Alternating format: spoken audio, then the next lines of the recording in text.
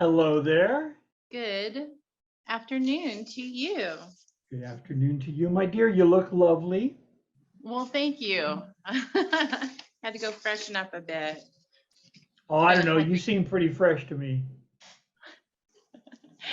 Thank you. Ladies and gentlemen, I am so pleased and honored to have joined with me today Miss Danelle Boyles, an artist, a poet, a woman of many mysterious talents. I'm sure we'll only have a chance to touch on a few of them. But we're here mostly to talk about her art and her literary adventures. So, Danelle, welcome so much to Poets of the East. Thank you so much for having me today. It's so appreciated. Very Well, much an it's honor. it's our pleasure. You know, there's so many wonderful artists out there. I try to pick the very best to invite on the show, and your work has struck me very much. And I'm so glad you had a few minutes for us here. So, Well, thank you. I'm so very flattered. good, good. So, Danelle, tell me, young Danelle, when did she know she was an artist? When did she pick up that brush or pick up that pencil or pick up that that device and allowed you to really kind of unleash that creativity? I was actually very young, probably about 10 years old, when I first started drawing. And probably by the time I was about 14 and was getting into high school and was being introduced to many different avenues of art, I knew that I was a creative. It was just something that always spoke to me. When I was probably about 14, I actually aspired to be an architect, and I drew all kinds of structures and houses, and dreamed of developing, like, the typical modern houses of the future and how they looked. But then I started getting into painting and jewelry making, pottery, and expanding into a much wider variety of different forms of art. Um, Rebellious teenager, I did my first mural on my bedroom walls. Good for you. Good for you. um, and just really, by the time I was out of high school, became a pretty avid artist with drawing especially. But I was a pretty young age whenever I started developing my art skills. Okay, now let me ask you this. Many artists in their early years are a little shy about sharing their work or a little, I would call it hypercritical. Okay. Hmm. But then at a certain point, you say, you know what? I really do want to show things. Am I correct in guessing that you had a chance, even still in high school, to show some of your work? I did. I was in a few different art shows.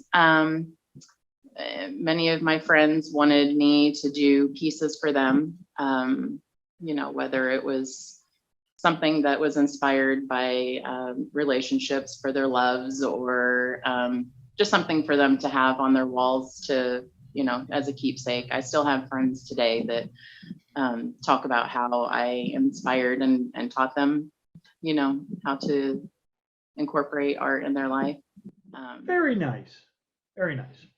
Now, let me ask you what I would call a congruent or a related question.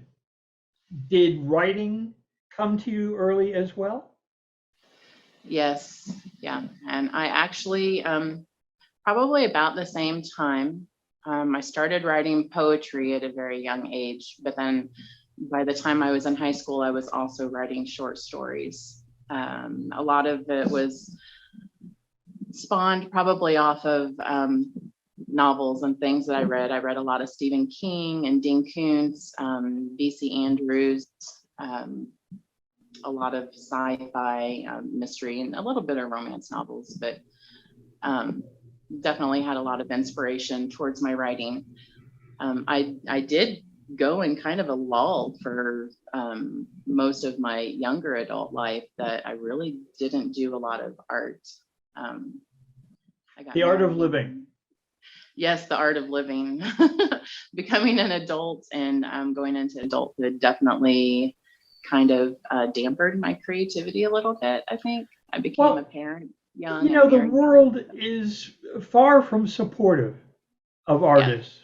it really is far from supportive. I think that's a generous way of putting it. Yes, the term creative artist should not be used loosely because to be a successful artist predominantly in in your main monetary gains in life it's a very difficult task to follow.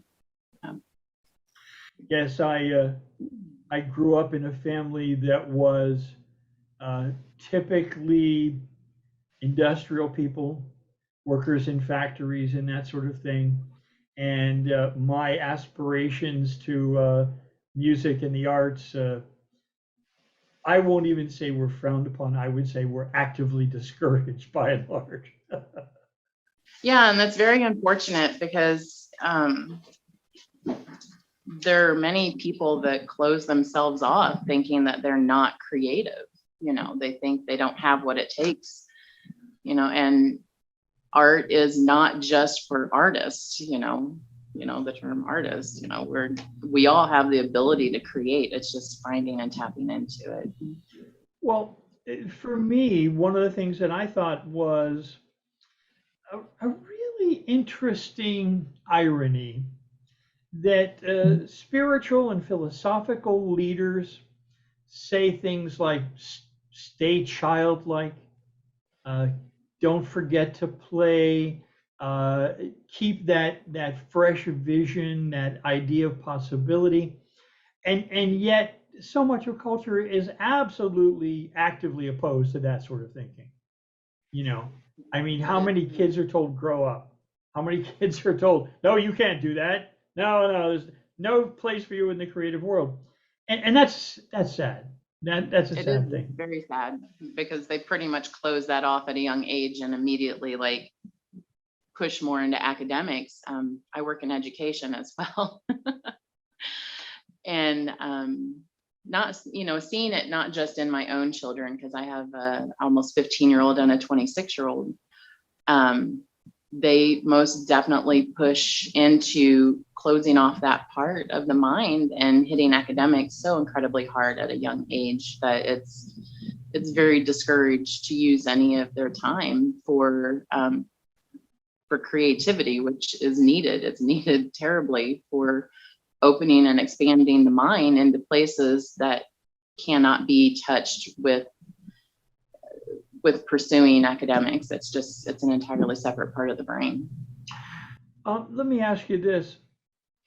You know, many of us who find ourselves unable to not write is the way I'm going to put it. We are compelled to write. We Yes. all sort of bump up against that story when we're young. Oh, you know, if you have to write, write something popular, write something that there's a market for, write something that people are buying, you know.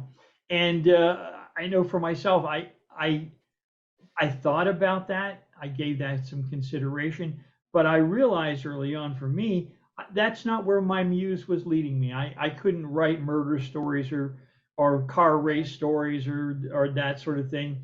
I had no interest in it. And I'm sure you run into the same thing. But I will ask you this: what writers spoke to you? What are the earliest writers that you thought, wow, Oh my that's I got to do that? goodness.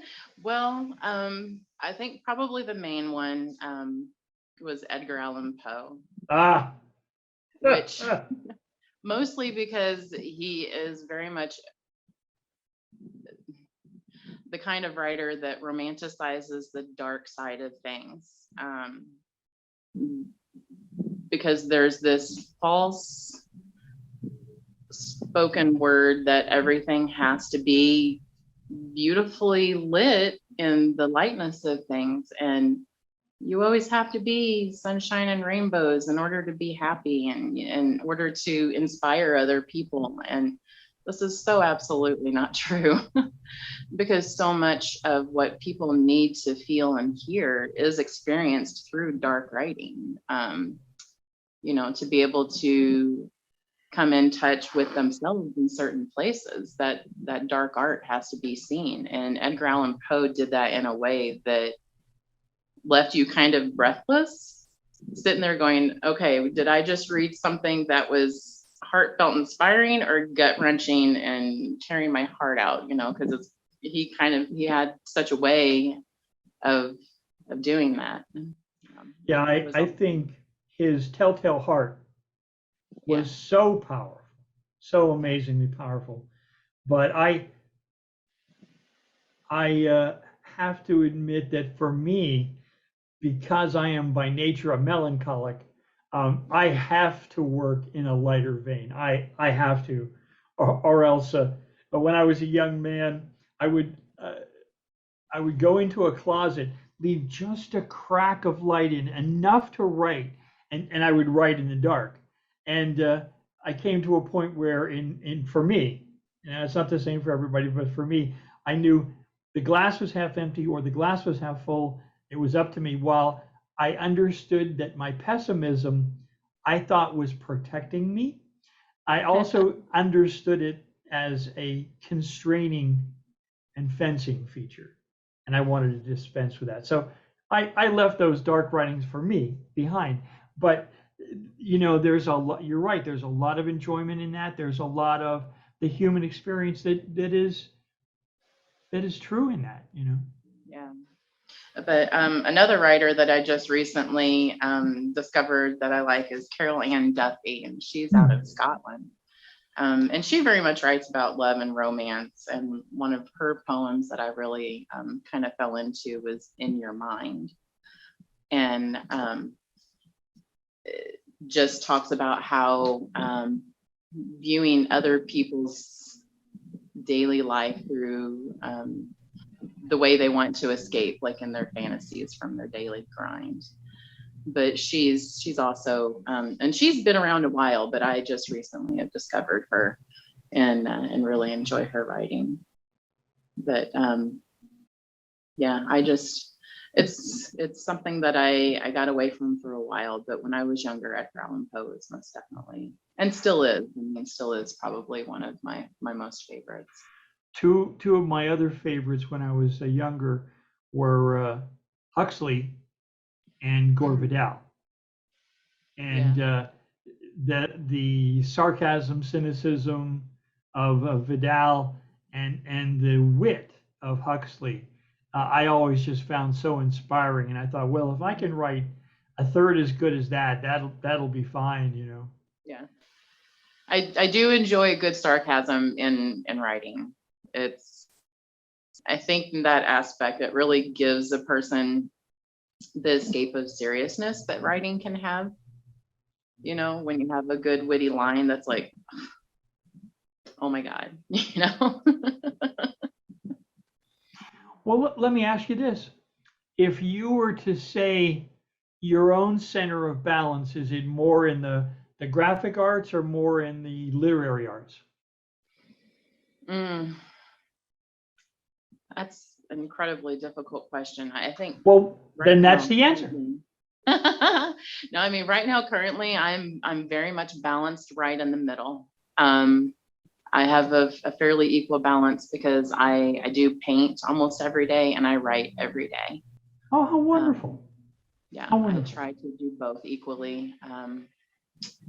And especially because as far as like business personal aspect, both are kind of like launching in the same direction at the same time, as far as that's concerned. So I do give them both an equal amount of attention.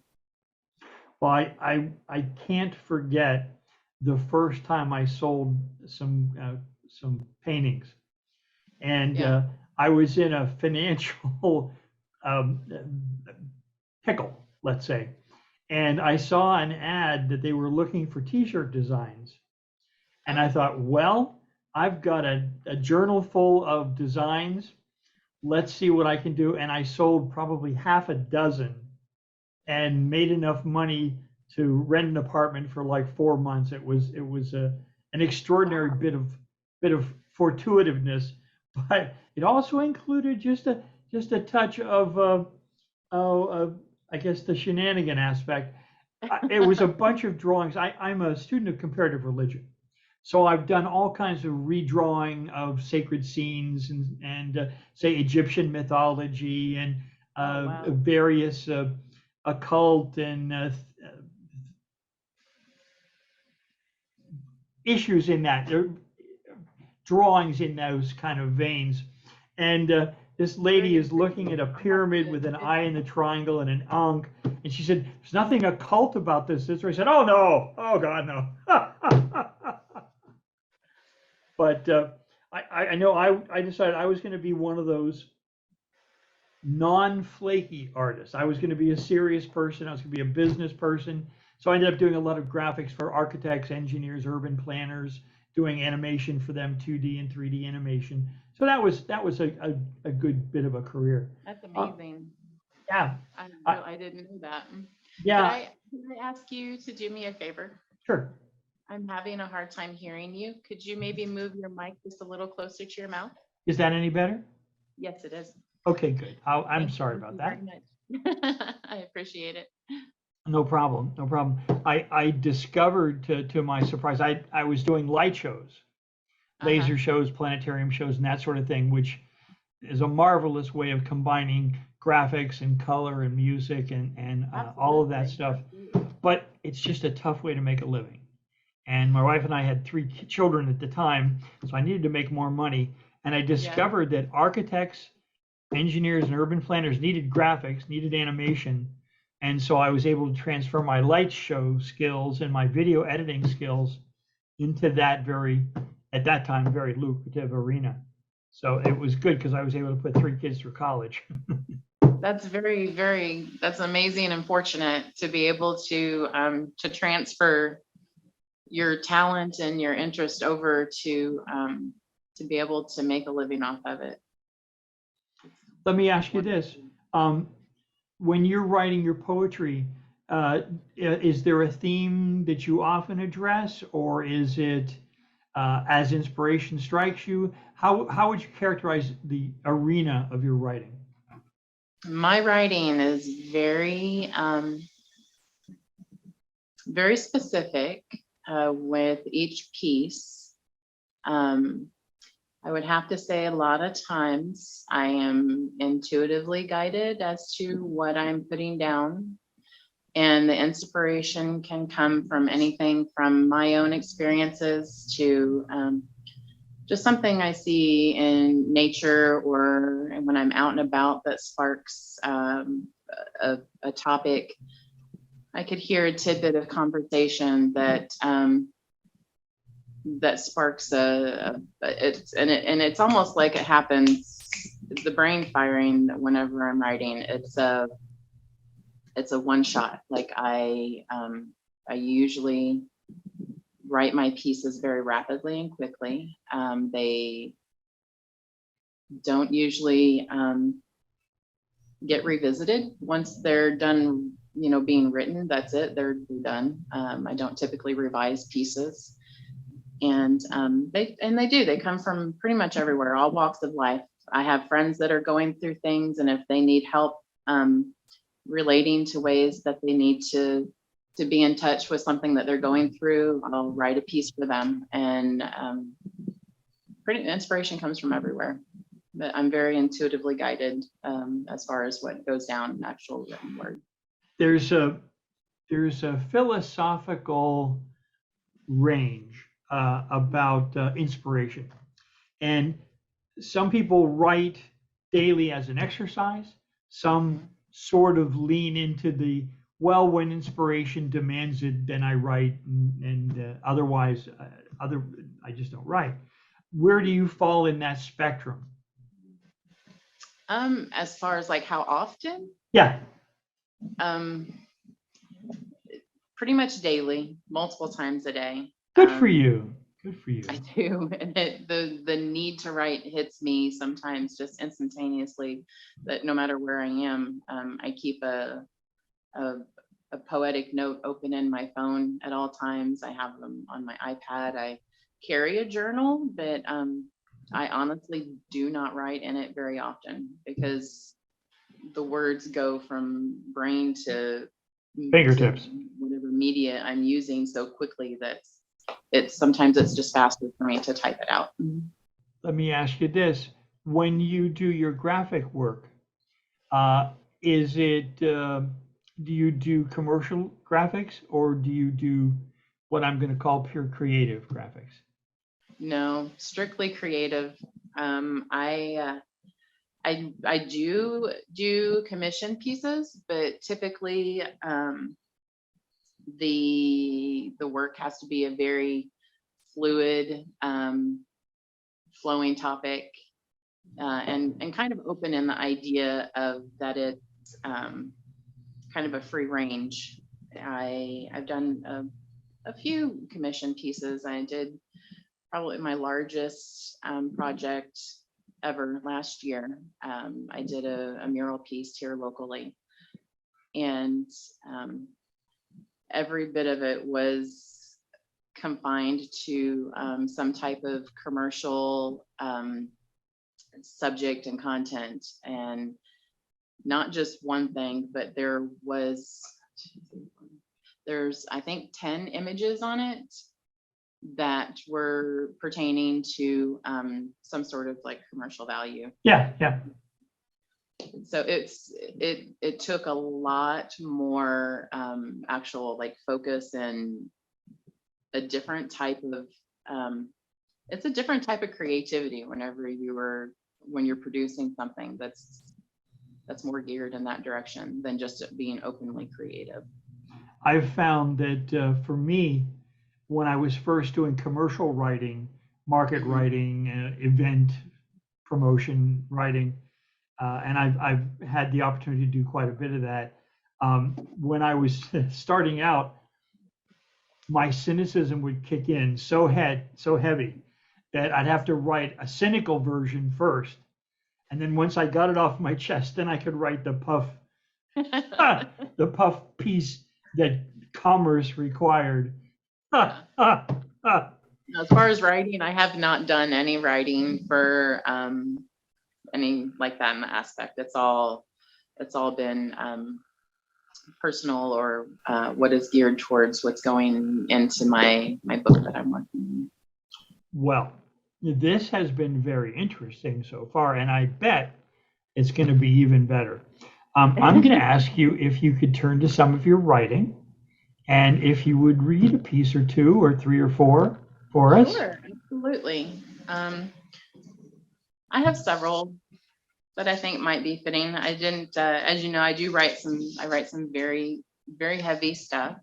It's okay. It's okay. I want to hear those pieces that you don't get a chance to share often enough. How about that? You know, so much of the time we're constrained to 3 minutes or 4 minutes, and I want you to feel that you can read that 7-minute or that 10-minute if you'd like to. Okay? Well, thank you. I appreciate that. Generally my pieces are anywhere between 2 to 5 minutes.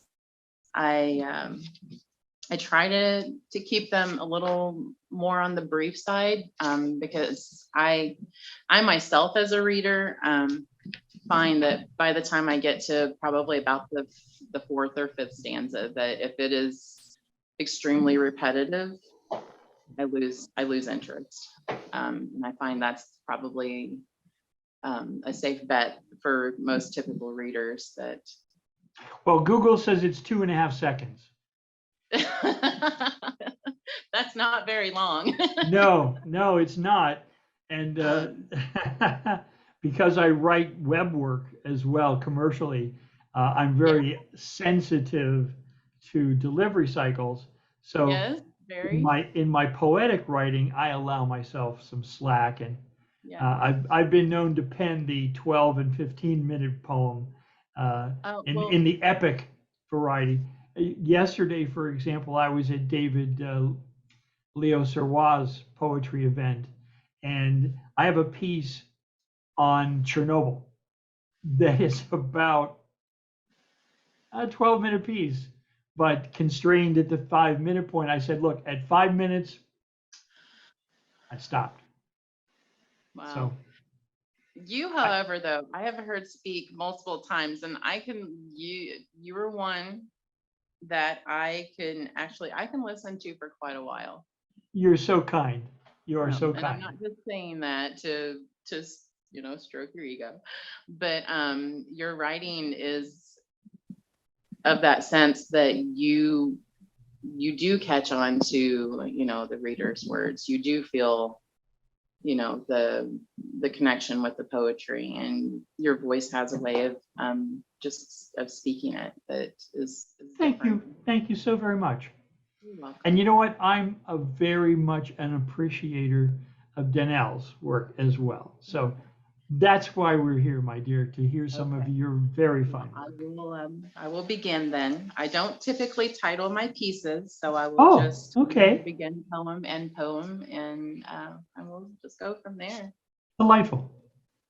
All right, I'll begin. She never fit in, you see, from a young age, always having been the square peg round hole kind of girl. Always different, funny dress, funny hair, funny personality, always loving, always different, never fitting in. But she's okay with that. Confident in who she is, but also lacking self-love. Pretty, but never thinking she was pretty. Everyone wanted to know her, but no one stayed. It's been like this through an entire lifetime and lifetimes before. Cycles of people constantly coming and going. The one everyone wants to know. Everyone talks about knowing. Everyone thinks of when they need advice. Everyone forgets about despite how much she is loved. Always been different, and she's okay with that. Always been the one to lend a hand. Always the one to come when you need help. Always the one to uplift even when she is dying inside. Always the one to handle the worst disappointments with stride because there is no other choice. Always staying too long, never fitting in, but she's okay with that. Lifelong loneliness in a crowd, wowed by the immense need to see, feel, and hear, to not be alone. The most aloneness, even when not, always feeling, always seen, always knowing, always been different, but never fitting in. But she's okay with that. Fitting in is overrated and overrated, and I am perfectly okay with that. Lovely. Lovely. Thank you. Would I be incorrect if I thought that was a little autobiographical? Maybe a little bit. You'll find a lot of my pieces are related to and written in relation to helping other people to relate to themselves. So many that go through life experiences feeling unseen, unheard, that they're different and they don't know how to relate to that, and that's okay, and it's okay to be alone. Sometimes we need to be alone. Well, it's a lovely piece. Thank you. This one is inspired by, as you know, the loss of my late husband. Some of my pieces are very dark in nature for that reason. Sure. And begin poem. Sometimes she hates you for leaving her, for making her do this on her own. Sometimes she gets angry and curses at you even though she's alone. Your ghost's still around. It worries. You see how she moves. Through different parts of this task, understand why she wears this mask of strength and determination. One cannot make it without multifacets of themselves, controlling and handling what life throws at them. The DM has a way of taking control every day to make sure she survives these tasks. Daily, she asks why. She questions why you had to do the things you did, why there had to be another, why you had to be so selfishly unselfish to do what you did. In the end, you did it for me. No matter how much it would hurt, you'd say, this is how it had to be. Those demons lied to you. They took you to the ground. They enchanted you and they held you in bound. By your soul and mind, you lost, and so did I. I still ask why. even though I know the answer. You still aren't free. You just changed your misery into another frequency. Your energy finds its ways to come back, you see. This world is not what it is thought to be. In between and ups and downs, he searches for her all around. She's traveled far from where we were, and she doesn't mean by car. Lifetimes, timelines, transition. It's time for a moment of peace. It's time for a moment of release. She loves you, but so she has to let go of the soulful ropes and chains that bind her. They cut deep and beg for release, so she may move in ways to find her. The fragmented parts beg for a time to depart into solidarity and mindset. Her walls that surround and keep her inbound protect her mind and soul.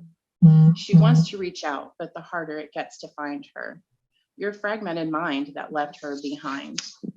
It's stuck in a time that still binds her. Maybe there it will stay till her dying day, for her love will never release her. Very nice. Very nice.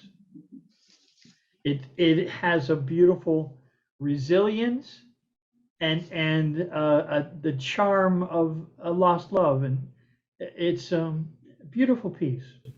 Thank you. I appreciate that. You know, and of course, you know, as you go through, you know, time after a loss, you experience so many different things that life, you know, happens in as you rebound in yourself and life experiences, and you know, the whole aspect of like dating again and putting and getting out there and doing things for yourself. And you will find that a lot of my writing has to do with that too, and so many need a way to relate to that, because life after a loss is incredibly different. I'm sure. Well, and you know, I think you made an important point that regardless of how autobiographical a piece might be, there are so many people that need to understand this and can gain from your own very intelligent, very spiritually complex way of understanding it. Because unfortunately, not everyone, shall we say, has that depth of self. I can understand that, but it and I mean, I will agree, but in certain aspects, they do have the ability to. It's just being able to find it. And I feel that through my writing, it helps them find that ability to be able to pursue that, you know, and to connect and to be able to heal in a way that that they couldn't before, you know. I mean, my goodness, our culture does not, well, it tries to hide its eyes from death. It tries to hide its eyes from loss. It tries to hide its eyes from sex. There's still in our enlightened age, there's so much that's just verboten and off behind some veil. It's just curious, you know? And there's no hiding it, and it's very important. You know, it's very important to be able to relate to all of those aspects of life and to not have to hide away from it, and to be able to feel it and move through it in order to gain access to those other parts of your life that's needed once you go through a situation like that.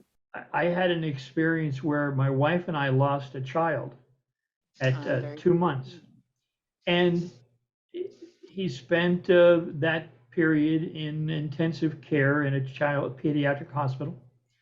And when I went to, we had, of course, paperwork to take care of when he passed.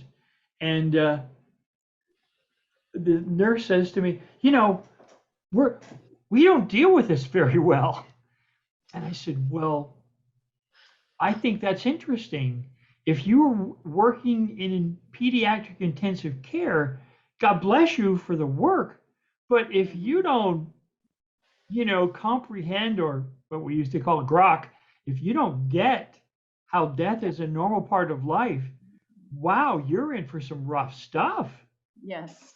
And being in that field, especially, you know. You know, I found myself at one point consoling a doctor, and I'm going, you know, um, gosh. Something's not right here. But I think that is probably the difference between people who are creatives and who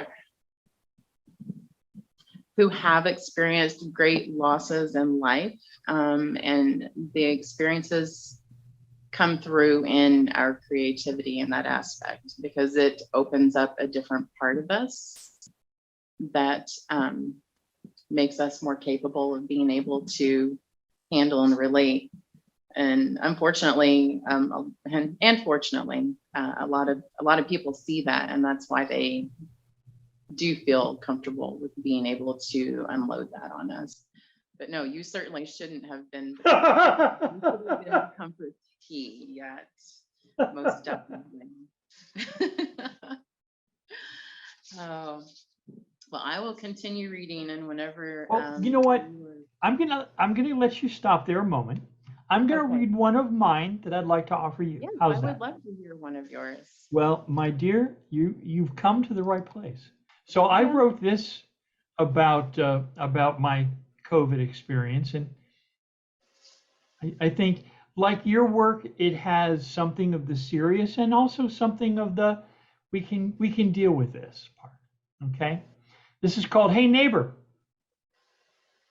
When we dress to sally forth, we'll wear the mask and gloves, of course, googles for your pretty eyes, and earmuffs for our oral portals hide.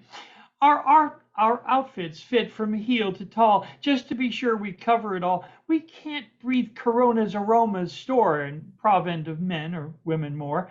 And when we adventure out in all timidity to the stores in our vicinity, that our larders might hold more than damaging spores and empty jars galore, we scrub the stuff upon its arrival, since we are occupied with our survival. We observe such gallantry, an area of 16 feet exemplary, like the isolated charges in the penitentiary. Do we our neighbors' feet so avoid, no stepping on toes or bumping heels in join? And we few are in our shopping are employed, barely whispered greetings, eyes averted, scants enjoyed, all so remoted, as we our petty burdens toted, our pleasures plundered from social graces, we can't even enjoy an outdoor sitting shift with some chum of bygone days to rest, when in our every amusement we're now betrayed. No jest, no zest, in the hollowed gallows pressed. If a visiting neighbor beckons, the viral potential now is reckoned. A shouted greeting across the yard, 'cause breathing closer now is barred. One day when old Corona begins to lapse, and no more troubles are each synapse, each several nerve frayed to its collapse, will wonder about these separate pleasures, now a burden, once a treasure. Oh, when casual friendship lures, and boys and girls will murmur wildly yours, when clashing senses will alarm, when a warm hand or a brush cheek betrays no harm. After Corona's visit, is it? Very good, very good. I really like that one. Thank you. Thank you.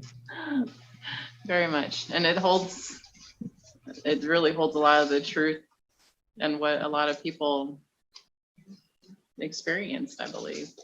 Yeah. Yeah. Very much. So, how about another Danelle? All right. Would we like a serious one or a light? My dear, the floor is yours. The floor is mine. And both walls and part of the ceiling too. Thank you.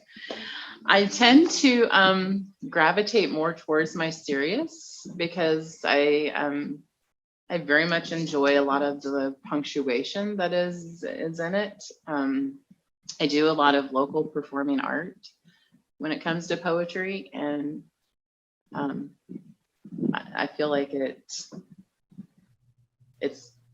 heard much more. It really is. If you are intended to take her heart, understand that it is in a resassembly state. taking pause to rearrange and filter out what relates, seeing reason and cutting off and moving right along, taking a moment for the ones that came before you in a dedicated pause, adjusting higher expectations because this is quite a task. Those before you, testing limits, proving they were not ready or just an ask of the universe to oblige in a karmic reason or why. Making moves before thought through the dedication of the heart and time, taking keys and disregard the signs, the state these rules must apply, pushing their way about, making your divine masculine shout, get out, opening windows and doors of the heart and soul to let the breeze flow in and without once more again. Testing love, lit with an energetic match, to peruse and pursue, knowing fresh love ignites, an energy that opens to places locked away. Deep down protected places, opened once with a special key, kept for the one who'd stay, the one who'd be adored. An energetic match that stays and pursues and conquers once more. That doesn't fear and falter. They don't shut you down when fear is found within their own passive wounding. Addressing the state of their heart and healing in their own doing. Loving them enough to be able to love you enough too. And not leave you in confusion or to leave you subdued. Half love doesn't cut it. And a touching hand to lead, knowing that her energy is safe and all you need. It's a trying task to complete that ask when so many have failed and faltered. Return the keys on bended knees, understanding you have been exalted. When asked to leave the confines of the heart, your heart and soul lost control and released the keys in hand. So once again bound and masculine, releasing from the heart. Very nice. Very nice. That one's a little play on the tongue that some might find a little more difficult to understand. Well, I think that our poetic audiences are generally, well, they're self-selecting, so they're people that like wordplay. Yeah. And B, they're there because they want to be too. That's right. That's right. This isn't third period English class, you know. Good. Let me offer you one more. Okay. Okay. This is very fresh. This is, in fact, the freshest one I've got written just yesterday. Oh, excellent. Okay. This is having had a dear old friend tell me his terrible story about trying to deal with his COVID infection. No. So he's sick currently? Yeah. He has something called COVID toes. Oh. Which was a complete new thing to me, but it's out there. It has to do with circulation issues, right? And it comes on like gangrene. So the toes turn purple or black. And he's a very athletic guy. He's a karate master. So this is an active, very healthy guy. And he traveled from Hawaii to the mainland and then back, and he's having trouble. So I call this chasing healthcare. Wow. Something that too many of us have to deal with. Commonality here. Yeah. Chasing healthcare can't be good, especially in my noisy, brutish neighborhood. As desperate as we'll look for that, just as well befriend a cat and count on her to drive my car all the way off to Fall Baltimore. Healthcare round here is quite elusive. You might say, finding no solution, draw that very same sad conclusion. Real healthcare, it seems, has no priority. Compared to profits, it's limited and available to a rare select minority. You say you need some healthcare, son. Let's check with that insurance exec, that wreck, to see what can be done next. We'll start by knocking on the door of the medical insurance man to see how much health care they can stand, because the doctors await their chosen plan. We'll have to check with them up front to see what the doctors may do or bunt. First, you'd better set a stack of cash aside if you're even going to try to take this ride with high-tech healthcare coincide. You'll never know until the end how much upon your health care you'll have to spend. Count on this, you'll find it true. They'll try to drain you drip by drip until you're dry. That's the rule. And you, an experimental sacrificial lamb, will have to take this drubbing and stand still to try to wobbly knobbly stand. 'Cause it's in their bloody hands, my son, to decide what the doctors might try, for fun. Let's see what drugs, what procedures they might allow. It might come in time or not. There now. First, insurers set the deal, and then we'll check and then perhaps appeal. Because off the top, chances are no deal. They'll have a veto on the docs, who might as well be locked in stocks. Under such constraints, your healing's likely to begin. It's truly, my boy, quite a bloody sin. And if big insurance woke on the wrong side of the bed, let's say, your best option might be dying. Hey, just go away. You're a bad risk. I'm convinced of this, insurance man. We'll do our best, for which it stands. After we do the paperwork, we'll discover if you really deserve what we can. Let's say, just this once, they're generous. So off to doctors we send your lunch. The doctors to such stringent rules must abide. Under such constraints must all the natives of her tribe abide. They'll all must adhere to insurance rules. That might seem quite random. They get to choose what tools your doctor will use. Need a surgery? Well, let us check. Good God, says the insurance man, you're quite a wreck. And in fact, a pain like you brings us quite quickly to the limit. The barrier, fool. That isn't, though the doctors might want to act. It's our dollars he's wanting to attack, and we're not attracted to his solution. He'd like to try from his conclusion. Maybe your family should be ready to say goodbye. Just hold on, steady. We'll wait over here resting on our yachts, because, oh, my friend, your health care to us really doesn't mean a lot. Do you think your health care is important to us? Well, we're just as happy to ignore it thus. And if your doctor disagrees, he might even care enough to fall and crawl down on his knees. But we have special earplugs for those kind of pleas. Geez Louise, you're disturbing my peace. As healthcare gatekeepers, we're empowered. Your access to healthcare has been undeflowered. That's pretty amazing. I love that. Very truth. Yes, my dear. Yes, my dear. Indeed. Very much. Very much. Well, I know I'm ready for another Danelle. So, sorry. I said I'm ready for another Danelle Boyles. All right. This one, well, I don't want to keep saying that, they're heavy, because everyone takes them all in a different aspect. Some people would. They're Danelle. That's all I need to. That's all. Just say they're Danelle. I appreciate it for sure. All right. Well, I will just begin. You see, I am one of the fortunate ones. If fortunate is what you call it, the survivor. When one half of the soul exits this world and leaves the other half to survive and carry on unexpectedly. It's quite the task, carrying a burden of weight that no one will ever understand. Many that are left behind like us don't make it. You see the stories of old that once their partner passes, they lose their will to be. They carry on for a short while, eventually succumbing to their broken heart. Their body and soul just cannot and do not know how to survive without the other in this walk of human art. With the soul of a warrior in past lives, I live and outlive this virtue every single day. The loss of also my warrior partner from many lives to this day. Only this lifetime you couldn't fight anymore, succumb into your eternal demons, and from beyond, I could no longer drag you through the muck of life.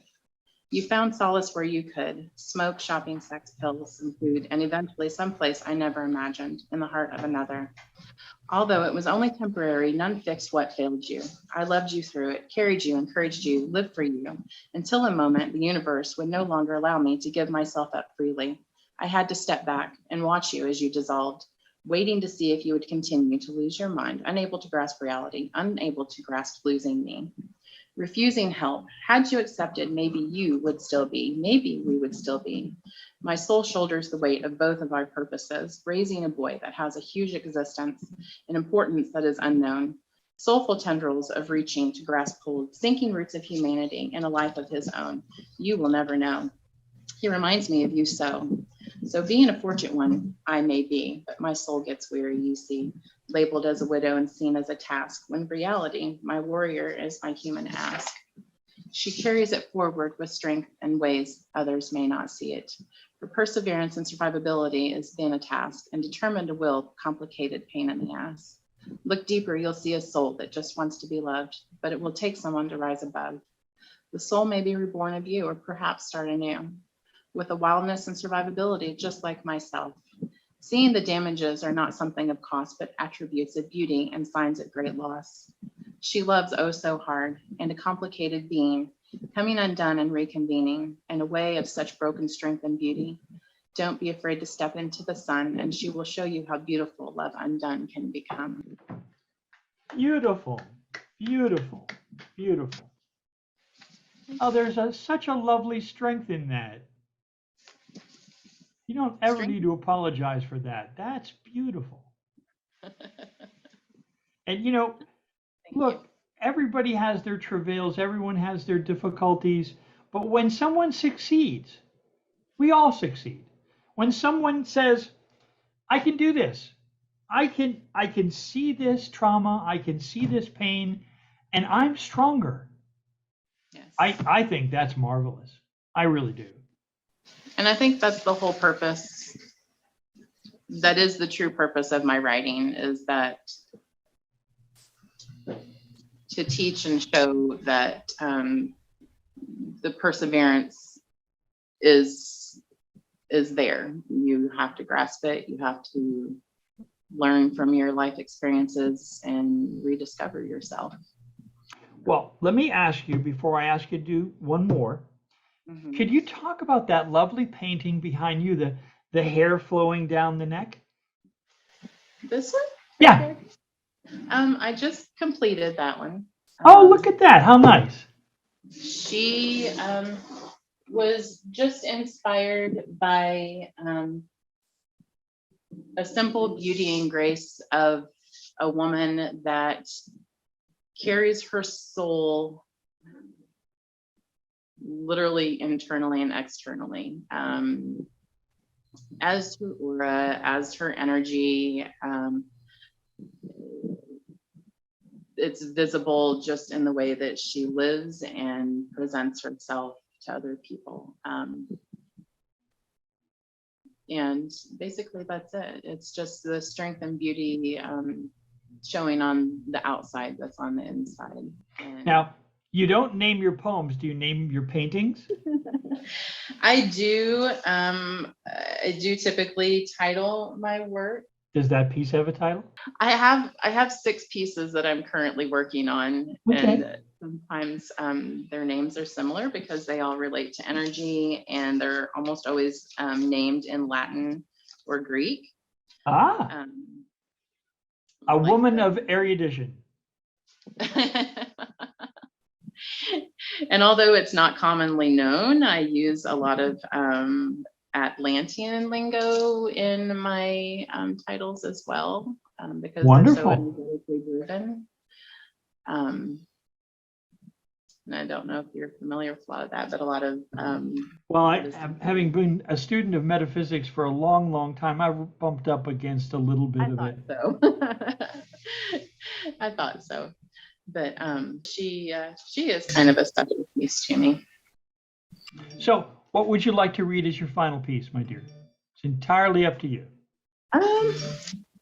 I feel like I wrote. I work with several foundations outside of the United States, and one specifically is a children's organization in Bangladesh. And so I do creative writing for the schools over there. And I work with the organization, the Glory Future Foundation. I'm an American advisor for them. Oh, wonderful. So several of my pieces have been written as inspiration for them. I also work with the migrant writers of Singapore, the migrant writers of Singapore. And I'm actually currently in kind of an art jam and writing jam with them that they present my artwork, and then the writers write in response to what they feel and experience whenever How they nice. How nice. view. A creative launching pad. It's fun and it's interesting. I like to see what others feel whenever they are inspired, you know, whether they derive their own soulful feelings from it, or if what they get from it is something in relation, if they tune in to what I'm actually feeling. So it's interesting to participate in a project like that, because they, you know, you never know what it's going to spark in another person whenever they do come in touch with it like that. And plus, there's the cross-cultural aspect as well. Their mental frame, their cultural frame isn't the same as your own, which I think only makes it more interesting. It does, very much.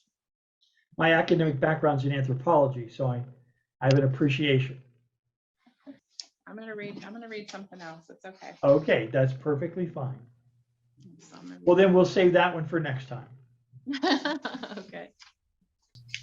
I actually just recently I wrote this one and I performed it with the Migrant Writers of Singapore, a show that I did with them that was just titled The Little Things, and pretty much, you know, about the things that we overlook in life through all the seriousness and daily turmoil that we go through just to survive. I just had a conversation with a friend about this earlier, was that everyone is in such survival mode day in and day out that they do not and cannot take the time out to just appreciate the little things, you know, the natural beauty and just how you view the world. Stop and look at a flower, see the sun rays, you know, coming through the window and how they hit the crystal on the cabinet, you know, it's all those little things. So it's the little things. Stars in your eyes, twinkling bright, a speck of sunshine hitting your lips like cherry delight, soft flow of tears waiting to release after a senseless fight. Sheer curtains fluttering in an open breeze like a butterfly's flight. It's the little things that make us sigh and give us a natural high. In a form of bliss, a kiss met in our path of less resistance. Listen, do you hear? Do you hear the sound of the little things astray, calling your name, beckoning your attention, beckoning your name? The lisp of sweetness tasting its way, pulling you from the decay of life, showing you who you once and how it once bared its name, a pure pleasure and sweetness delight, a sweet embrace, a tender kiss, all the little things such as this. Blades of grass beneath your feet, a deep breath of sweet release. Sips of coffee upon your tongue, finishing a project you had hopes to be done. It's all the little things. They speak to you in ways that are lost in the translation of life, that cannot be bought. The sweet tender cuddle of a child so tight, showing you that there is light. Don't dismay, they are always there, showing you that life still cares. It isn't harsh as it is perceived to be. The sweetness can still belong to you and me. Come settle and take a moment to see the sweet little things in life. They still do belong to you and me. Very lovely. Very lovely. Well, you've been so nice. I'm going to offer you one more poem, exactly in that same vein. One of the poetry groups that I participate in recently said that the theme they'd like us to address is ordinary things. Yeah. And philosophically, I must say I'm at odds with that. And I'll tell you why. Okay. This is my little piece. Again, in this such a close vein I had to share this one with you. So let's see here. I called it Ode to an Ordinary Object. I like the title. Ode to an Ordinary Object. In the sacred swirl of the material world, where the magic dance of energies twirl and trance each boy and every girl, the sacred space, the dazzling shimmer, where sunlight brightens and reveals the eternal glistening glimmer, my hells beheld the reflected glory of all the sunlight's illumed story. If when I tell my hand outreach, and it bringeth thus the ringing article in that I might teach my senses assert a solid object, that may then be examined with this knowledge that I've college, not exist in this energetic dance that has not been blessed by the divine glance. And if you find yourself midst those who instead of blessings count their woes, let me inform you, our brother Blake urged us to avoid that sad mistake, and somehow classify what we see, feel, and touch as somehow beyond heaven's zeal and blush. All that liveth, so saith Blake, is divine and blessed, make no mistake.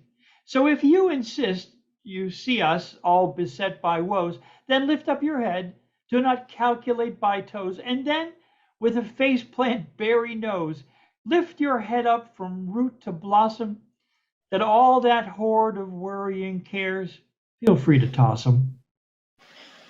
I love that. Well, my dear, thank you so much for your time. It's been an extreme pleasure to spend some time with you. Thank you. Likewise, very, very much so. I so appreciate it. Very Well, much. let's make sure we do this again. Thanks again. Absolutely. It'll And be my pleasure. it should be up on YouTube in a week or so. Okay. Okay. Yeah. Thank you again, Danelle. A real Thank pleasure to you. talk to you. Yeah, always a pleasure. Bye-bye. Bye.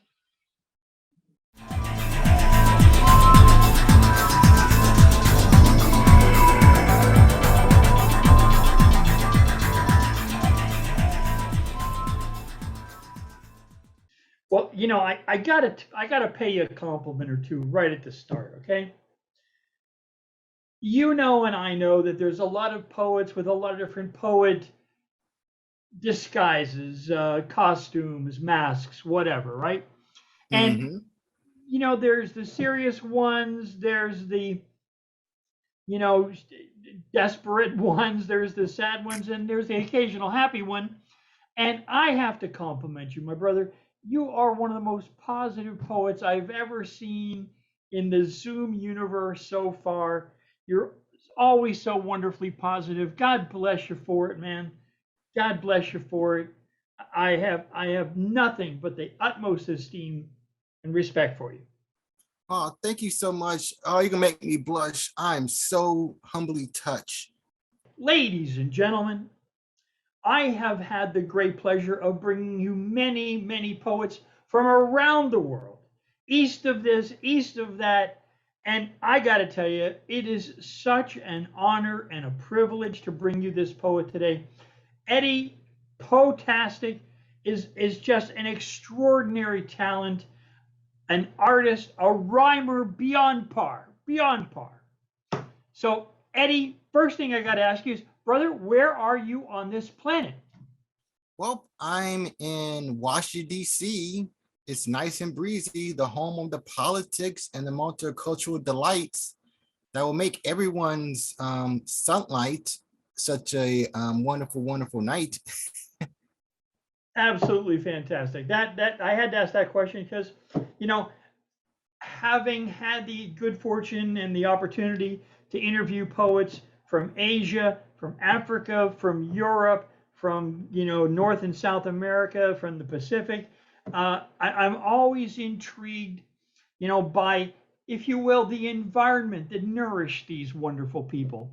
And my only complaint with the Zoom universe we've all made contact in, and I love it. It's just wonderful. I would never change it. But the one thing I think it lacks is the ability to let poets expound a little bit on what brought them here, what inspired them, what writers they love, what artists they love, what movies they love, a little something about their lives, when did they start, and things like that. So I'm going to ask you some of those things. But let me first ask you this. You know, so many people in our world here in Western U.S., Western North America, they don't value poetry. Many of us who live in poetry universe know how useful it is, how much the most mercantile commercial universe needs poetry, uses poetry. They use it in their songs, they use it in their ads, in their jingles, they use it in promotion, they use it on the football field, they chant there, they have their rhymes for cheers and all that stuff. So they may not appreciate what they're saying, but really they do value it. My brother, when you started writing poetry, you know, when were you a young fellow? Were you a teenager? Were you at college? Were you after? Talk a little bit about when did you get started writing?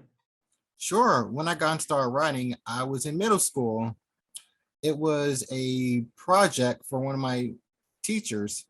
He really enjoyed my poetry, so I started writing and writing and writing until I was in high school. Wrote something for a poetry contest, which I got an award from, and I started writing on till then. And here I am, Excellent. ready to slam. Excellent. Well, you rhyme so much, so wonderfully. I have been known to rhyme myself. In fact, I've been pulled aside when I was first performing publicly. I had friends pull me aside and say, Rick, it's just not done. I mean, we just don't rhyme anymore. That's You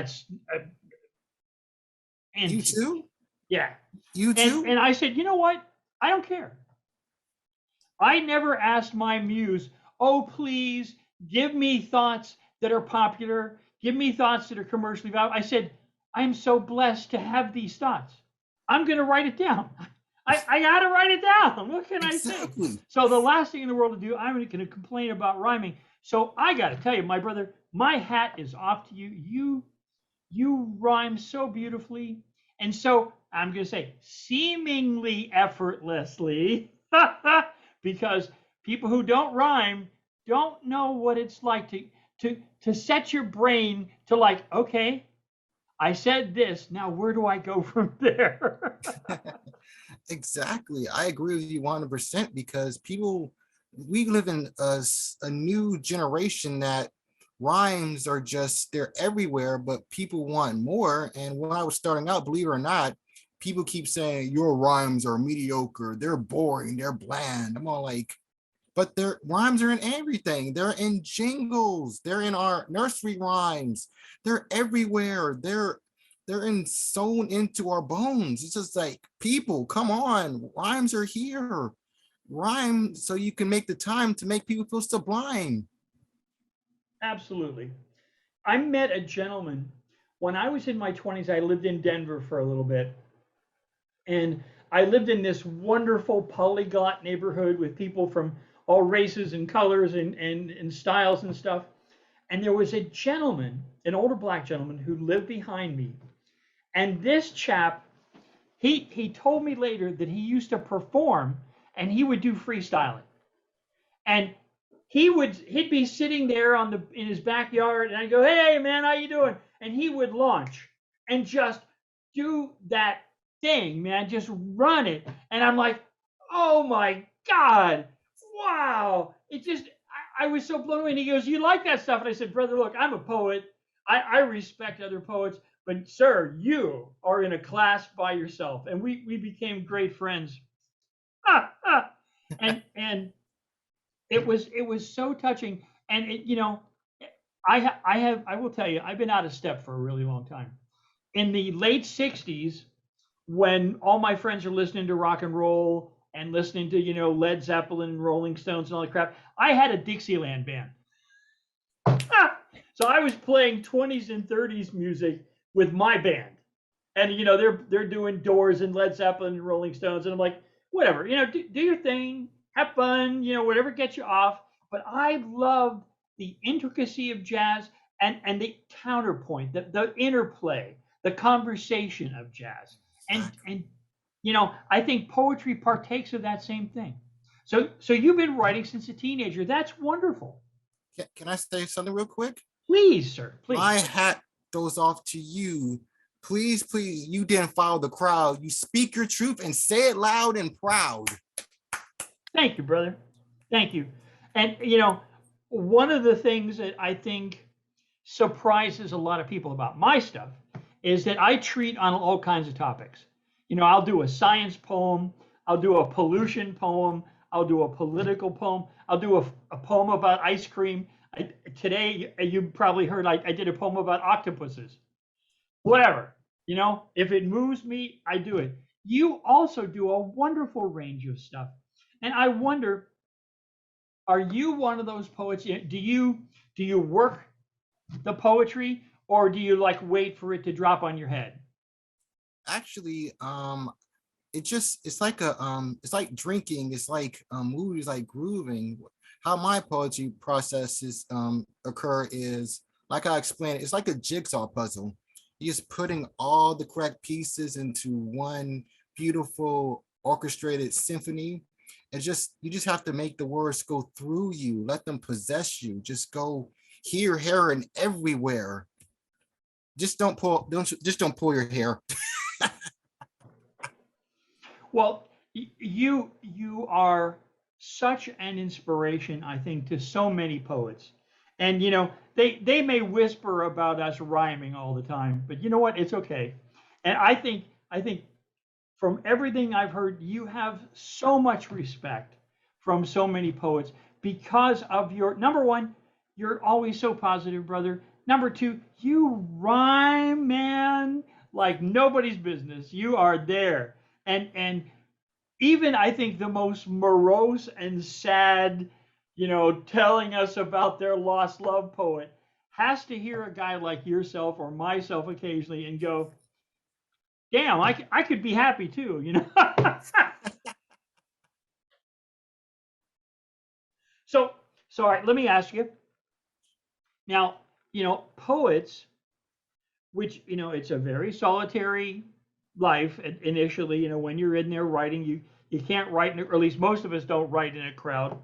And but then you come to a place in your writing where you say, I'd like to share this.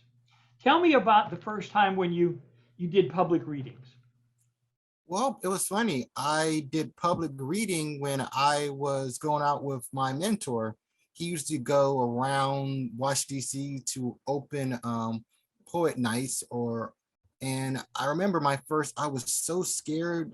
It was something to do with love, and I was in love with one of the hostess at one of the open mics there. And I went on stage and just speak was on my mind with my reading my little book. And she loved it, Aaron loved it. I just felt this, I call it this poet rush. It's just, Yeah. You feel the cheers and the words and going through your body, it just jitters. Yes, I remember that. And I start doing it again and again and again and again. And here I am. Well, you do it so well, brother. You really do it well.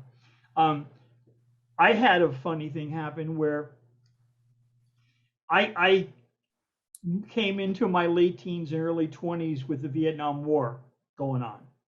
So I had that to write about. I wrote about the anti-war situation, what a racist war it was, how senseless it was, all the loss of life.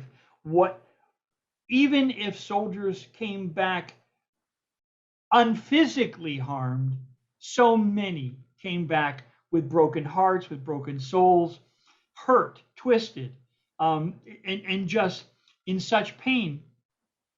So I had this great palette to work with, this great, the anti-war thing. At the same time, I was a young man, preteen, and then teenager when Dr. King got shot, when the whole La Raza thing happened. So there was all this social stuff going on. So I had, God, scads of stuff. And this totally hilarious. I had always wanted, since I was a little kid, I wrote poems, I wrote stories, I got a recorder when I was 8, and I went around and recorded interviews. It was just I love that stuff. So Woo! I won 3 poetry contests in a row in this poetry club, and this guy walks out to me and he says, "Listen, I really like your stuff." And I said, "Well, thank you." And he says, "Well, listen, I'm a producer at the local radio station, public radio, and I'm wondering, we're looking for someone to start a new show. Would you be interested?" I said, "Oh my God, yes, I want to do a science fiction comedy." He said, "Wait, what? You're a poet. I mean, aren't you going to do a poet show?" And I go, "No, I don't want to do a poet show. I want to do a science fiction comedy." So that launched me in the universe of radio and then television and all that stuff. So when you had those early experiences, um, what's a good way to put it? There's different venues. Um, is there or was there pre-COVID a pretty viable, lots of opportunities for you to do poetry in Washington? They were, but it was more of a political crowd, more of a Yeah, feminist racial tension, and I was yeah. all like, do I really want to? And then all of a sudden then I just sit back and just open my laptop and went on Zoom and just gotten so immersed in the open mics that's everywhere. Singapore, Japan, England, California, New York is just woo. Yeah, yeah, yeah. It's such an amazing thing. It's kind of like with almost with every bad thing, something good comes from it. With COVID, we have this community of poets now And it's that didn't beautiful. exist before, and that is so wonderful. It is because we can just listen, be in tune with everyone's different emotions going each and everywhere. Just we can just dance in their river and we can just fly in their tornadoes or their typhoons.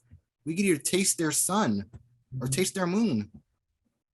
Well, And it's just for example, I did 2 Zooms today, one in Singapore, one in India, and there's like 20 or 30 different poets bringing you this truth from their heart. It's so exquisite. I don't need to go watch a movie or television. I get the truth from so many poets that it's such a intellectual bath. It's so refreshing, so wonderful. Let exactly. me ask you this question. I'd like to ask all my poet friends. If you had a young man or woman come up to you and say, Eddie, you are so incredible as a poet. I mean, would a person like me have a chance? I mean, should I keep trying to do poetry? I don't think my stuff's any good now, but should I keep trying? What do you say to young poets? I would say your words means a lot. Thank you so very much for humbly with your presence and your wonderful words. And my second advice is don't listen to the haters. I have haters. Martin Luther King had haters. Jesus has haters. Everyone has haters. Don't make them sink you instead of make them bring you up. Let them improve you to make you a better person of yourself. And I would say keep going, keep doing it. Keep going to open mics, keep going to open mics in your neighborhood, keep going open mics to your Zooms, and keep on inspiring yourself because you need to love yourself to be a friend with yourself instead of being an enemy of yourself. It's good to just go out there and just learn from everyone around you so you get lost in the poetastic brew. Absolutely. Well, my friend, so we've been talking for a few minutes now. I haven't gotten a chance to ask you for one of your poems yet. I normally like to say, hey, anyone you want to read, but I have this feeling I want you to read like the earliest one you can put your hands on, even Sure, if it's just last week. sure. I have my well, this is a piece that I wrote when I began open mic. Wonderful. It's sort of a it's sort of a sad. Well, it's not really sad. It's kind of coming into yourself. This is called The Weatherman. There was a man who cried alone for his glittering passing fancy. His roaming heart turned to stone. He downpours enormous bluer seas. She was a woman adored by the stars for his heartfelt alluring amazement. His heart beating like a sports car. Too bad he wasn't worthy entertainment. The skies were vivid in a snowy breeze. For a soft, scorching passion, his hands suddenly freeze. Couldn't give her instant satisfaction. The man got lost in his wonderland while being blinded by the flashing signs. Slowly, he's the lord of the quicksand. His celestial fate and destiny wasn't aligned. The man's face used to be brighter than the sun, yet its bleach pale than the full moon. He calls for gray showers when he runs, while his weeping heart turns into a swollen balloon. He creates hurricanes while he drinks to forget about his sweet nightingale. His many griefs and worries starts to stink, while his hangovers ring louder than any bell.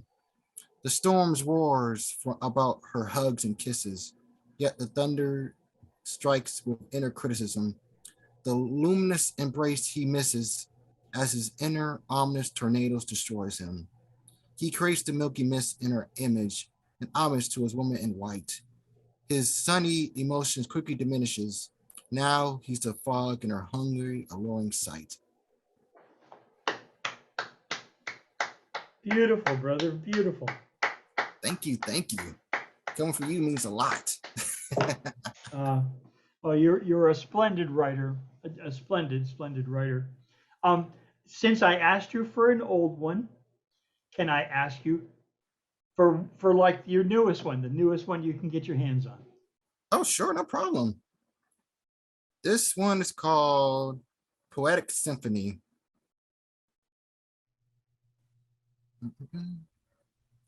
Here it is. Poetry is lively than any sunflower rose, well, any explanation or logic goes. The sweet symphony of pure creativity, so appreciate the effects and its sensitivity. Sharp words fire straight to the heart, rain down through skies of vivid art. Each word's covered in emotions, like fishes fusing in the clear ocean, seeding a bouquet of colorful flowers, blossoming in a magnificent array of power, writing and reading like dancing and singing. The parade of words is only the beginning. Notebooks teleport us into literary world, pages jumping off insightful and delightful spirals, shared by concrete or imaginative minds, lessons growing very personal design. The pleasure of constant desirable writing, patterns of free verse, limerick, haiku, or rhyming, reinventing tales of new, personal, and old, polishing them to shine like luminous gold. Oh, poetry, you allure me with your verbal melody, ears full of whirly fireworks to complete harmony, the lines sewed in this ugly yet beautiful universe, floating words of true verse going straight on course. Please downpour us a radiant sight of weather, chart us till we're redder or feel even better. And I got another piece. You were talking about the Hold on, vegan. hold on. That was wonderful, man. Don't rush out of that one. That was wonderful. Really, that was very wonderful. Was there a particular inspiration for that? Well, it was a, believe it or not, I was at you already know her. Her name is Finn Bell, aka Trisha's open mic, and it was one of her themes. And she was all like, write a limerick about whatever pleases you. I'm like, okay, limerick about poetry. Splendid. Really, really splendid. Really splendid. Um, do you have a website or a blog or a book out yet? Oh, it's being planned on high Okay. demand. I Okay. got a website. Well, I'm trying to get my website in order. But if you want to follow me, please feel free. My Facebook is Eddy Foreman and my IG Eddy Foreman 92. And remember, if the mic is right, I'll be there to spew my poetastic insight. If you send me requests, if you take guest answers, yes. I hope everyone stay positive, safe, and blessed, and never stop singing or reading the words outside of your chest. you were talking about the Vietnam War, and I wrote Yeah. this. It was a theme from, I think you heard of it, Neo Rican. Mm-hmm. Mm-hmm. Yeah, it was a theme about banning war. And here's a piece. This piece is called Bullets of War. I have a bullet over your name. My heart yearns for your demise. You're to blame for my flame. I'm going to kill you down to size. Why do I mercilessly hate you? It's because you're my enemy. It's foggy hate without clear views. My dark rage has no sympathy. I slowly reload my steel gun, my fingers covering angry bees. My shadow covers the sun. Run, run away, please. There goes one of your eyes. You loudly bellowed why. You fallen, but your blood rise. You kept going. I whimpered with a sigh. You, there goes one of your arms. You're my prey, but please go far away. You're disarmed, but I still mean you harm. What can I say that went underway? There goes one of your legs. The pain must be unbearable. It sounds like cracked eggs. What next is inconceivable. There goes your head. I forgot what you said. Oh, right. I hope you eat lead. The frigid ground's your bed. The roses oozed and spread. There goes one of your hands. You're just a man. I feel you, but I try not to understand. Now you're nameless, buried in dirt and sand. I hear your cries in my head. I wish it was me than you. I loudly dread for the future up ahead. What can I live or hope to do? There are no winners in wars, more losses and no gains. There's no restores or scores. Please, no more pain or life remains. Do I really need to explain? Thank you. Excellent. Excellent. Excellent, brother. Excellent. I would like to offer you one of mine. Uh, this is one I wrote back in the late 80s. Um, I lived in Miami at the time. I was in the concert business and produced jazz concerts and blues concerts. And uh, I, I heard about a very, very terrible incident, one of those cops gone wild situations. There was an insurance man, Arthur McDuffie, and he was on his way home. Middle class insurance salesman, but he happened to be black. And the cops murdered him, tried to cover it up, ran over his motorcycle 2 or 3 times. And unfortunately, people can be very tribal, you know, and these sins are against my tribe, these sins are against my tribe. And there's all this anger, just terrible. And so I wrote this. I think I can do it off the top of my head. It's called Behaviorist Perspective: The Causes of Racism. The troop or group, the clan's glad hand, the sign of 9, the grip in the dark, the posted mark informs the stable state of norms. Remembering the frames of membrane games, brain disguises, shade your eyes in apple pies, it sizes the territory, the turf. The good should.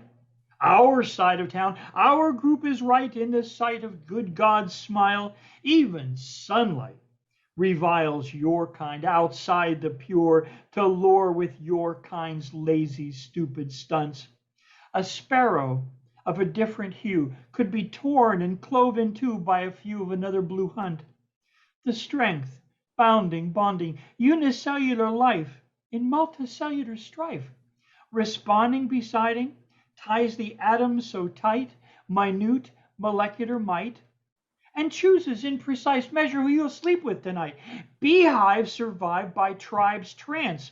The queen's romance excludes the rude outsider, protects the provider, determines the rider of the queen's desire. Emboldened invaders reduce the chance for the tribe to advance. But social groups and baboon troops, baboon Troops and fishy schools know who the foe is, when to go, who's the friend, where's the end. The rules used, training fools by gene and team wish, that's culture's dish. Teach the Portuguese men of war how to bang on the door. It explains to the colony who to hang on to and why. Cultural clash as a reason to attack is a common step to keep 'em hep to good guys and bad. But isn't it sad how often the supportive social ties, the tools of molecular rules can conceal the lack and leak of the social contract? The organs of your hand would be foolish to war or inflict harm on the arm. Should the leg force the knee to submit or flee, could the brow to the forehead say, drop dead, be gone, amscray, and then in confusion sway against a neighbor's array? As this is, to make a fist to relate the cultural trait, a boundary in this or any country. Take Humpty Dumpty, he's really something to relate to the ground with a loud cracking sound. Unicellular or multicellular, in clothing and in motion, you're expressing the notion of your tribe. It doesn't hide, wouldn't try. But membranes even say, if you lean over easy this way, together is stronger, lives happier longer. Cultural rifts needn't cause tiffs or express fists in pain when when they mean the support of us. They needn't bleed trust or force us to muss the membrane's edgy thrust. But if you say it must, symbiosis is being, osmosis its meaning. Surely you know this. There's no relief in grief. Let tribal libel cease. Extend the grace of space. The use of social bonding to unite is great. But even edges meet and act to attract the surging urge to merge. This is why we need poetry now and ever. This is, man, this poem make people's heart feel even better. This reminds me of another poem. Thank you, brother. Thank you. I wanted to say it's normal, but it needn't be violent. It's normal, but it needn't be venomous. It's normal, but you don't need to kill somebody about it. That difference is what makes it interesting. That's what culture is for. It's to be interesting to each other. You live one way, I live another way. We have so many similarities, so many more than we have differences. Isn't that what makes it cool? You're right. You know what I'm talking about. I know what you're talking about. You're right, because I'm a black guy, you're a white guy, but we both love poetry. We both understand each other on a much deeper level, and people just want to cast aside their hearts and just grab shovels. It's just My brother, can I ask you for another poem? yes, you can, my man. And your poem actually inspired me to read my other poem. Please. Thank you. This is called Gray Eyes. Love your color. Please don't hate. Love it as your sisters, mothers, and brothers. Stop the minds debate. We need one another. Some minds need an update before the endless slaughter. Under our skin, we can relate. Accept us just like clear water. It's like the brownies you ate. Please don't turn into a monster that would demolish the state. The America way, you imposter. This way wasn't so great. Please no more poor corpses on altars. Only you can blind your fate. Don't be front news for the reporters. Ignorance is a state of mind, not a trait. Start with these pointless inner borders. All this ignorance and hate, you'll stay overweight. Please don't be someone's murderer, but a supporter. Love and acceptance, a more peaceful life awaits. Wonderful. Really wonderful, brother. I want you to think about your pieces and what's a nice long piece of yours that you don't get a chance to do very often. I want you to spread out a little bit and do that long one, man, if you got one. Heck yes, I sure do. Good. Going to many different avenues. Long and strong all day We want long. more Eddy Poetastic. Because you make me and everyone feel so fantastic. This is a long piece, to say the least. This is called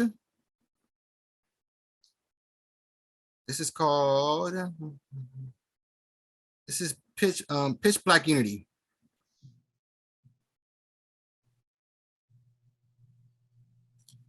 A mighty wise man once said he had a dream, an eternal legacy flowing like a rushing stream.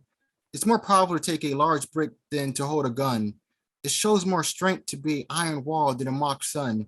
African American freedom fighters that are departed but not forgotten. The lively spirits leave our beating hearts less rotten.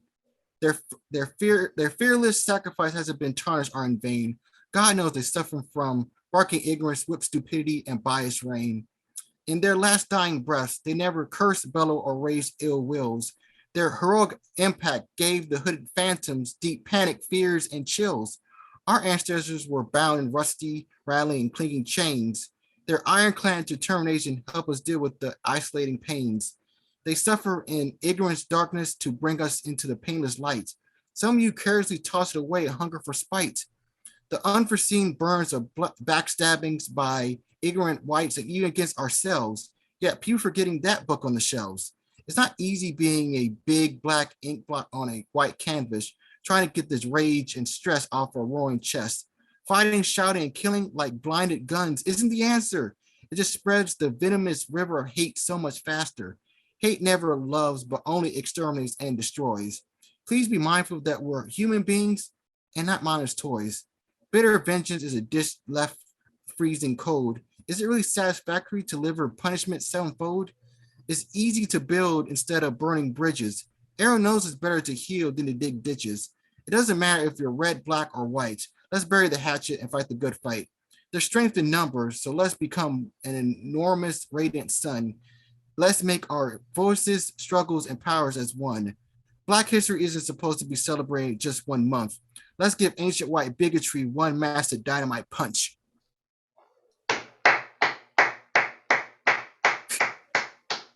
Awesome. Awesome. I used to live in the rural part of Miami in the agricultural area way south by the Everglades National Park. And I was in a theater company at the time.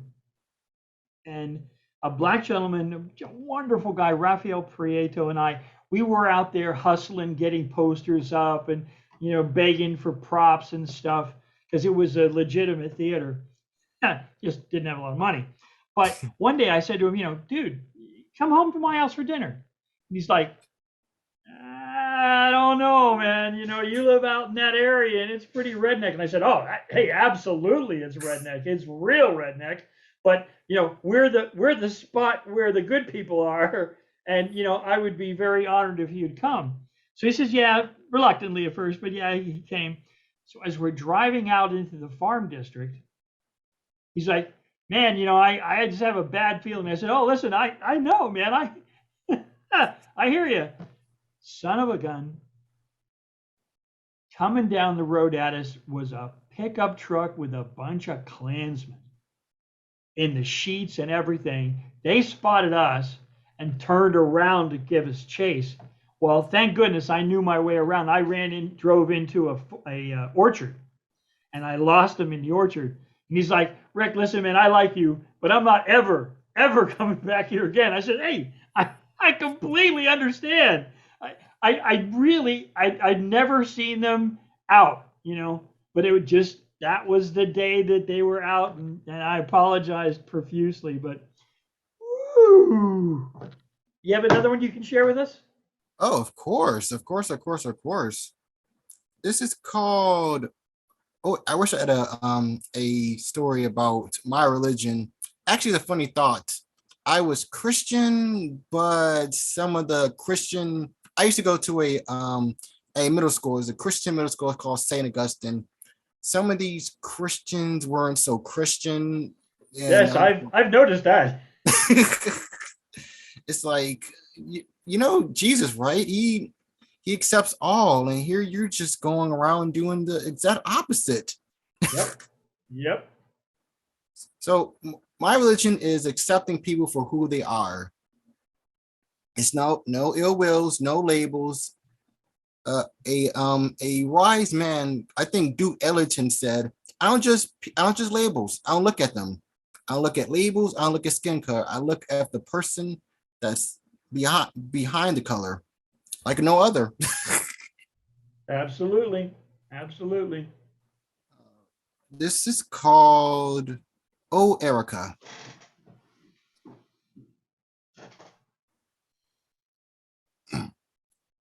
Oh Erica, why in so much pain and chains? You're not simply free, but bound on your knees. People erotise your image in so many stages. It's really sad because you were never so ironclad. The founding fathers sending all to the slaughter, the extremists spreading hate over your state. The rich love to be greedy by ignoring the needy. The crooked cops love to go pop, pop, pop. The poor victims being tagged in the system.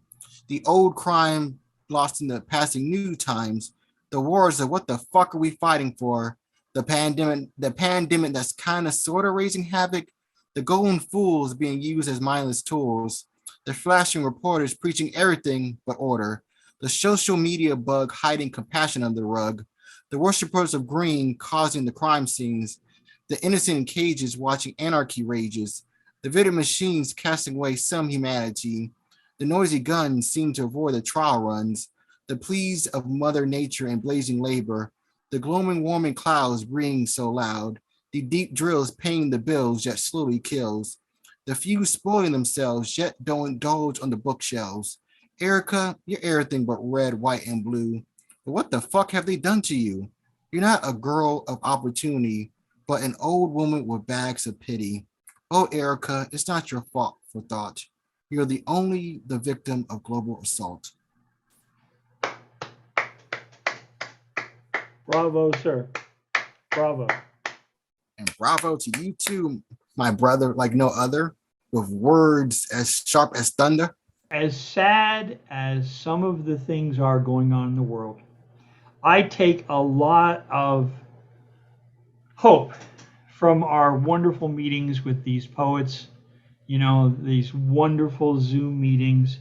You know, you see whether it's a person from India, whether it's a person from China or Indonesia or Eastern Europe, we have the same needs, we have the same dreams.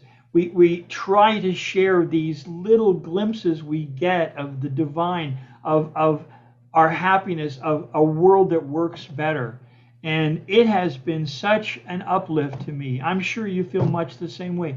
Um, Tell me a little bit about, when you go to these Zoom meetings, we often will sit there for an hour or two while we watch everybody else perform. We get our 3 minutes or our 5 minutes, and yet so many people stay, and they stay because this is the good stuff. This is humans sharing their hearts.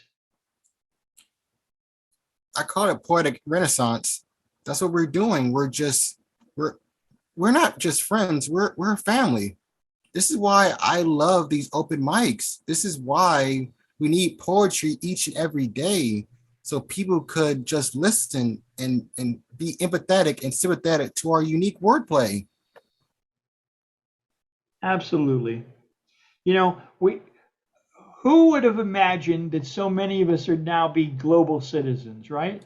Right. This is what this, like you said, this is why COVID-19 is a curse, but also a blessing. Because Absolutely. I've met. I recently relocated from Florida to the mountains of Tennessee, and I have neighbors who grew up in a very very different world, let's say, and there's an older couple. They're in their high 80s, and they both write poetry. They're just charming charming people. And the first time I was explaining to her that, I can help you and you can read your poems to people across the globe. And she goes, well, how could I do that? And I said, okay, computer plus a certain piece of software plus an internet connection. And, I can help you and you can appear and share your poetry. She said, oh my God, I couldn't do that. I said, yes, as a matter of fact, you can. I said, do it. Let's start this way. I will set you up so you can just watch. And once you watch, you're going to see that these people are amazing. And when the first time she watched, she said, well, I really liked it, but some people I couldn't understand. I said, listen, Listen, everybody has that problem once in a while, whether it be a thick Indian accent or a thick Scottish accent or whatever, but that's okay. Listen with your heart, not just with your ears, you know. Wonderful, stupendous insight from So every mic. they have actually contributed to Finn's book coming out. Yeah, he had a project where he wanted writers over 70 to contribute to a book of poems by writers over 70. And I told her that, and she said, well, I'm over 80. And I said, that's okay. You're still over 70. It's all right.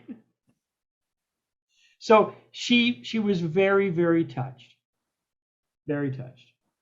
So let me ask you to think for a second and pick your final poem of our little meeting today. Sure, no problem. I think we could be more empathetic about this poem. It's kind of a more of a jokey kind of Ah, poem, but we all been there. absolutely. This is called Nightmarish Daydream. Oh my God, I'm so late. The bills are due. Oh, Mondays, I hate. I'm weak. Do I have the flu? Stove, hurry up for goodness sake. My boss is going to be a red balloon. Breakfast, expired cake. I'm not complaining. It will do. Self not starting. Give me a break. Bathroom. What did I come into? Laundry is full. Ah, the dirty mistakes. Come on. Old, new. Out the door. Time to make our break. Oh, something smells under my shoe. The nasty things dogs eat and make. Wet towels. A bunch. Only a few. A wet towel, hand sanitizer. Shake. I hope nobody sniff and say, ew. Off to work. Wait, what's that quake? Construction. I need to get through. Oh, my mind and body ache. The work is going to stick like glue. I'll sit and listen to music while I bake. Stop hawking. Get a clue. For God or Buddha's sake, go around. There are potholes in the avenues. I'm finally here, avoiding the stake. Oh, hey, boss. Please don't be red or blue. I'm very sorry I was so late. Yes, I have a lot of work to pursue. Wait, what's the time? 8. I think I've been cursed. Is this a daily joke or fate? It's the same thing, but in reverse.